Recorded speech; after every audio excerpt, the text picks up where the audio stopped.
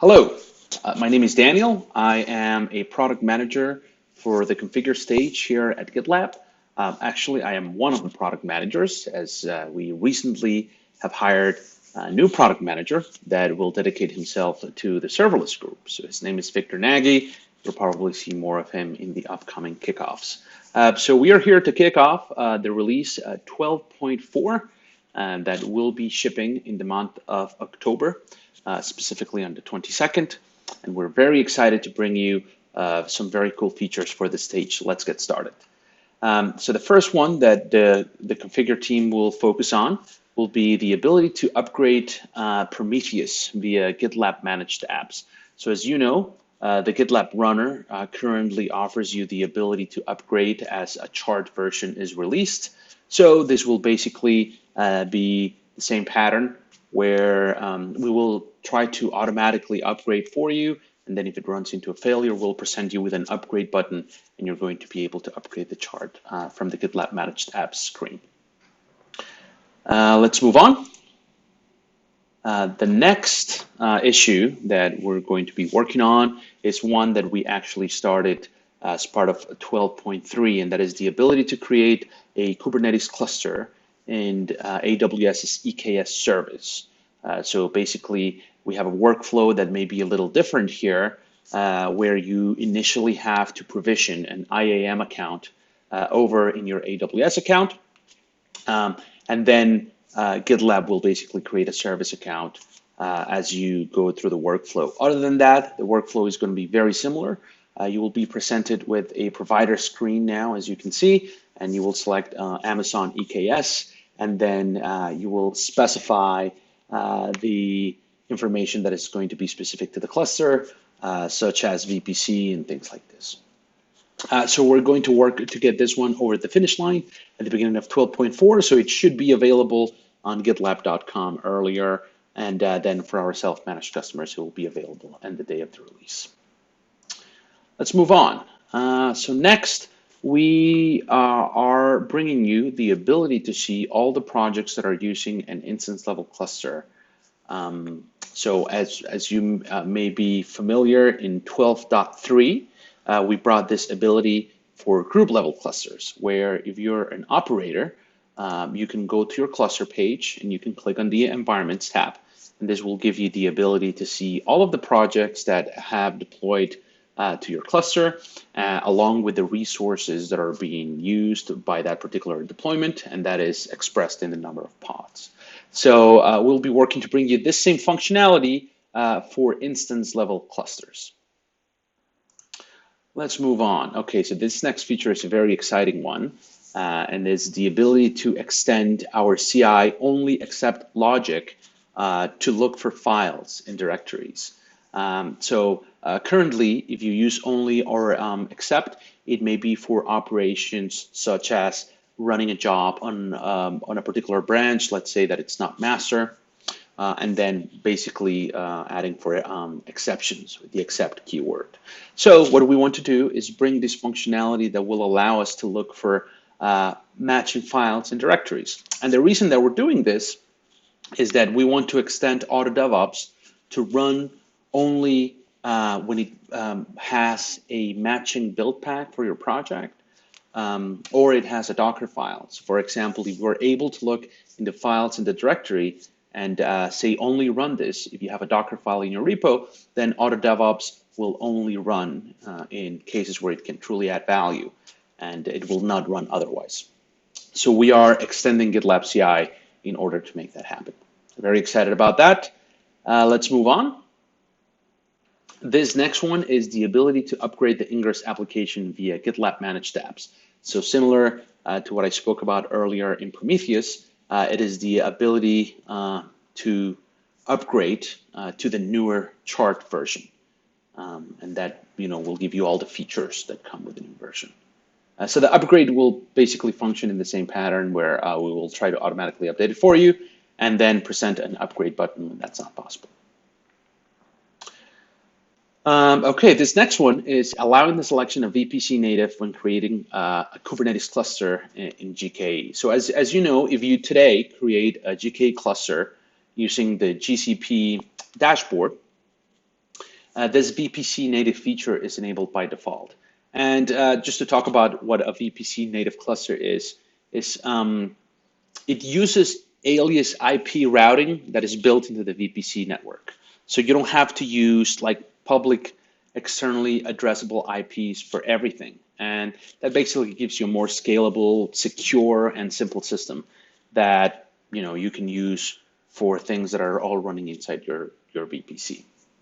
So we'll be working to enable that when you create that cluster from within GitLab using our GKE integration. Okay, next we'll be working on giving you the ability to customize your Kubernetes namespace for each one of the environments that you use. So we recognize that when you are getting started with GitLab, you may already have your Kubernetes implementation running. You may already have some configuration running, and that a lot of time means that you already have a namespace created and that people are already deploying to that namespace.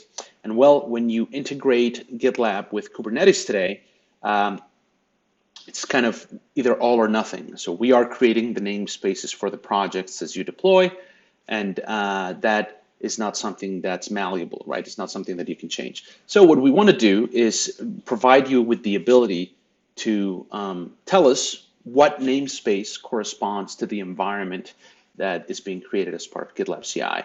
And then basically, we don't have to create a namespace for that particular deployment. We'll reuse the one that you are already using, and that will allow you to continue with your workflow as it is currently.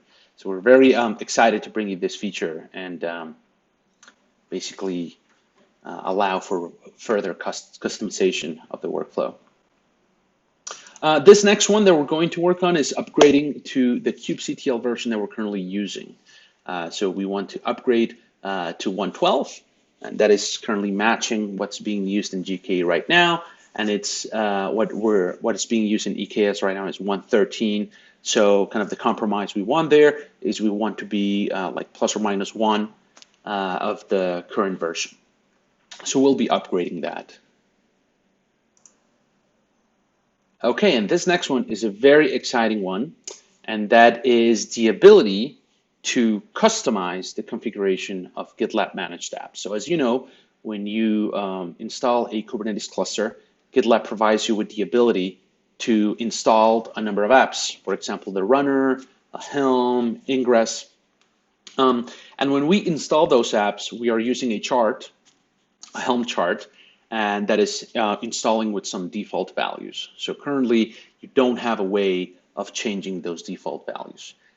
So what this issue is all about is providing you a mechanism through which you can provide a values.yaml file that will specify some of the customizations you want for the installation of your chart, provide you with the ability to place it in a repo that's dedicated for that cluster, so it will allow you to version control it. And then at the time of installation or upgrade for that particular chart, we'll go ahead and look if there's a values.yaml file, and we'll use it. And if there's not, we'll just use the default values. So this is really great. As you know, there's a lot of cases where you may want to have further customizations of your chart to do a number of things. So we really hope that this will improve that and kind of give you the ability to use the charts your way. Okay, so that is it for the Kubernetes and Auto DevOps group. And then we move on to the serverless group. So let's talk about it. We have some exciting features there as well. The first of them is the ability for us to provide you with a domain automatically when you install Knative. So as you know, currently, the way we're doing serverless is through Knative, which is the way to do serverless workloads on Kubernetes. However, today, when you install Knative, you have to provide us with a domain, and then you have kind of to map that domain with the ingress that Istio provides you after the fact.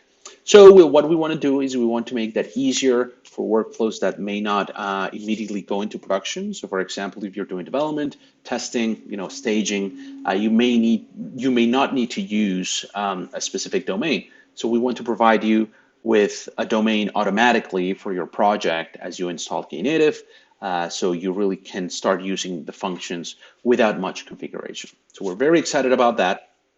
And the next one is related to this as well. As you know, currently, when you deploy a Knative service, that Knative service is served over HTTP. You have the ability to enable TLS for your Knative services, but right now, that's kind of a manual process. So we want to make that happen automatically. So whenever you deploy a Knative service, your serverless function is going to automatically be served over HTTPS. So we're very excited about this one as well. And finally, on the serverless group, we want to give you the ability to have more insights into the invocations of your serverless functions and the logging. So for example, if you have a serverless function out there today, and there are some invocations that fail, if you want to look at logs or any kind of activity that's happening inside your Knative service, you have to go into your cluster. You may want to use kind of the default logging that's there. If you have something like Stackdriver enabled, you can use that. If not, you have to manually install something that will do that for you. And there's kind of not an easy way, right? This is kind of an advanced use case. So we want to make that easier. And what we want to do is we want to automatically provision the Elasticsearch and Kibana framework in your cluster when you install Knative. So when you install Knative, this will automatically be provisioned in your cluster. And we will present you with a link that will take you initially to your Kibana dashboard. And then in further iterations, what we would want to do is provide you with an automatic query that you can use to look into more details for the particular invocation that you may be troubleshooting, for example, or just to basically look at login in an easier manner. But initially, what we want to do is then basically just provision the ELK stack automatically for you, and that will give you the benefit of further insights into what's going on with your serverless invocations and the logging that goes along with it. And that's it for the features that we're going to be working on in the configure stage for 12.4. We're very excited to bring them to you. And as always, feedback is welcome, so please feel free to participate in any of the issues. Thank you.